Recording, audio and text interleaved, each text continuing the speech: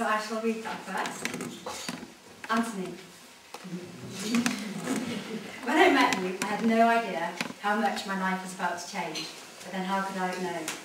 A love like ours happens once in a lifetime. You are a miracle to me. You're the one that I dreamed of, but the one I thought existed only in my imagination. And when you came into my life, I realised what I always thought was happiness was nothing compared to the joy loving you has brought me. You are part of everything I think, feel and do. And with you by my side, I believe that anything is possible. You are a miracle to me.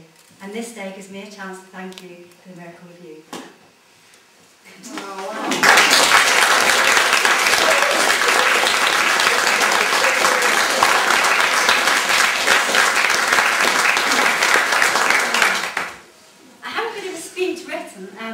But unfinished, I'm afraid.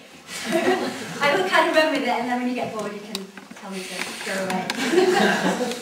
I actually wrote this about 3 months ago, and it said then we broke a tradition today. I think we certainly broke a tradition of actually getting married in the snow on top of a hill when the registrar said no. So I don't know if anyone knows what's happened over the last 24 hours, but last night at 8:30, the people who run Holden phoned me to say they didn't think the wedding would go ahead today. So I was quite adamant, because I had my mum and Kelly and other people, my sister at the house, said no, it'll be fine. And then this morning, about again 8:30, Holden phoned and said we don't think you can get married today. We're on our way there, we've just passed the carts upside down, the police have closed the roads off, and you know, it's not passable. She said, if you want to phone the registrar, we'll see if we can actually do anything. The registrar can only marry people for that day where they have the licence for. So I was under the impression yesterday, which is why I was quite cool, that we could get married anywhere as long as we had the marriage licence, but we could only get married at Holden. So the registrar said this morning, I can marry him in the week, so just go and enjoy your party. And I said, no chance. So absolutely not.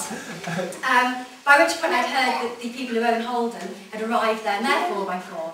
So thankfully, Dave had his Land Rover. So I said, if you can get anyone there in your 4x4, we're going in ours. So we arranged to meet the registrar, unconventionally, at a little shack at the top of Holden Hill. We picked the 2 registrars up and proceeded there. Now again, it's not normal that the bride is left waiting for the groom, who had decided he wasn't going to get married, he was on the way to Newton Abbot instead. So when we realised the groom was away, we phoned him and managed to ferry him and some of his family to the wedding as well.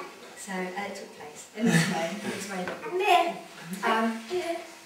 The things I would like to say, I know that Ant and I met unconventionally at speed dating nearly 8 months ago. But one of the things that really hit me, and this is a quote from I'm Afraid, When Harry Met Sally, when you realise you want to spend the rest of your life with somebody, you want the rest of your life to begin as soon as possible. And I think all of you that I've spoken to, which I have, certainly know that we're quite keen on that, and very impatient. So when Anthony proposed after 2 months on the top of Snowdon, it was a definite yes. But the proposal day was quite funny. It was pouring with rain, and he was quite keen on going up Snowdon. But I already knew because of his fell running that he was fit, so he didn't need to prove that to me. But I thought, well, if he wants to come up, we'll come up. And we were trudging up at right angles to the hill because of the rain, like fools. And when we got to the top, I thought he had hypothermia because he looked very sort of a bit edgy and a bit pale. You were good. So he said to me, sit on the trig point right at the top. I said, look, come on, let's wet.